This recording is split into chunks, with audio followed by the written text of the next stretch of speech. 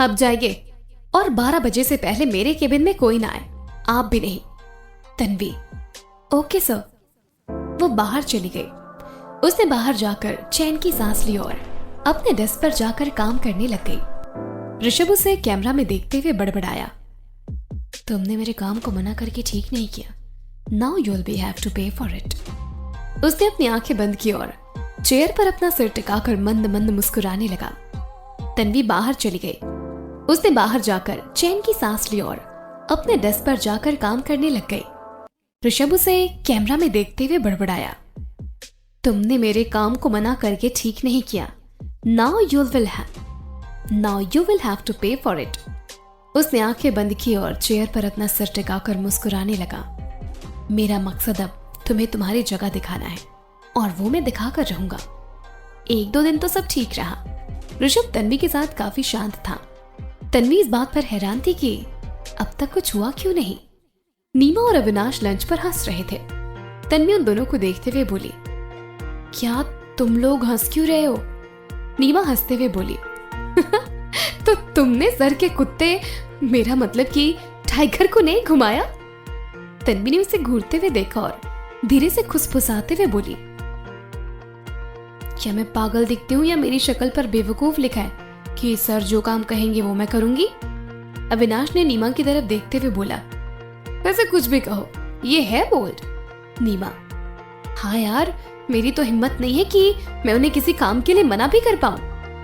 Lunch के बाद ऋषभ ने इंटरकॉम करके तन्वी को बुलाया।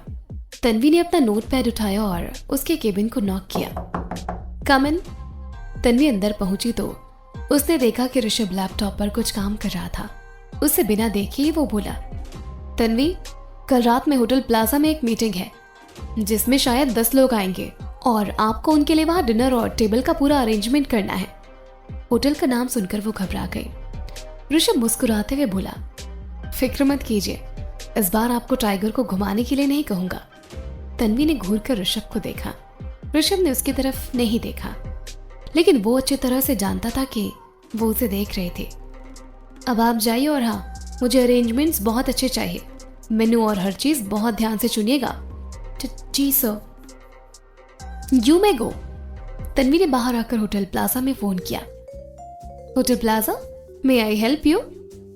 मैं ऋषभ नंदा जी के ऑफिस से उनकी असिस्टेंट तन्वी मनचंदा बात कर रही हूँ। जी मैम, गुड मॉर्निंग। तन्वी, मुझे 10 लोगों की मीटिंग के लिए एक प्राइवेट एरिया बुक करना है। मेनू और बाकी अरेंजमेंट्स मैं कल आकर देखती हूँ। जी मैम, मैं अभी बुकिंग करती हूँ। किस नेम से? तन्वी, मिस्टर ऋषभ नंदा। तन्वी ने फोन रख दिया। अगला दिन शाम 7 बजे।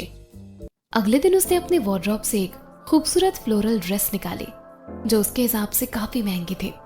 उसने हल्का सा मेकअप किया। अपने बालों को उसने अपने पिंक स्कार्फ से बांध लिया। मेनू और दूसरे अरेंजमेंट्स उसने सुबह ही देख लिए थे। उसे देखते ही नैना ने कहा, वाह, आज तो बहुत सुंदर लग रही है। होप आज तुझे उस ऋषभ के कुत्ते को घुमाने के लिए ना कहा जाए। नहीं कहेगा, वो पहले इस पर मेरा एटीट्यूड देख चुका है।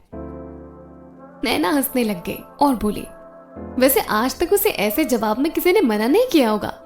तन्वी हंसते हुए होटल प्लाजा के लिए निकल गई। Hotel plaza. तन्वी होटल के अंदर पहुंच गई और सिटिंग और मेनू अरेंजमेंट्स देखने लग गई। ठीक 8 बजे उसकी नजर आते हुए ऋषभ नंदा पर पड़ी। ब्राउन रंग का महंगा सूट सेट और व्हाइट शर्ट के खुले बटन, जिसमें से लंबी सोने की चेन दिख रही थी जो उसके सीने तक आ रही थी। तन्वी एक बार अपनी नजरें झपकाना भूल गई। कोई इतना हैंडसम कैसे हो सकता है, वो मन में सोच रही थी, लेकिन तभी उसे कुत्ते के भौंकने की आवाज आई। उसका एक गार्ड टाइगर को चेन से पकड़कर ला रहा था। तन्वी ने अपना थूक उसे देखकर अंदर की तरफ निकल लिया। कि देखकर ऋषभ हल्का सा मुस्कुराया। Good evening sir. ऋषभ, सब अरेंजमेंट्स हो गए? तन्वी ने सीधा उसकी आंखों में देखते हुए कहा, जी सर। एक बार फिर ऋषभ तन्वी की आंखों में देखता रह गया, जो बहुत खूबसूरत थी।